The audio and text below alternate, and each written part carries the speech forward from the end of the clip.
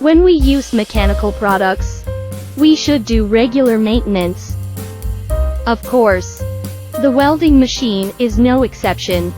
First of all, you should pay attention to the following points during daily use. Is there any abnormal vibration, sound or smell? Is there any abnormal heating or breakage at the cable connection? Open cover.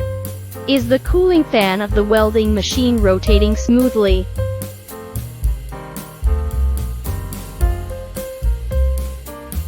Check every 3 to 6 months. Wire connect. Fastening screw. Check if it loosed. Check rust or other phenomena. Check insulation. Check ground wire. Clean dust. Check every 6 months. Adjusted with high frequency. Never touch the spark electrode before it is discharged. Clean or polish the electrode dirty or uneven.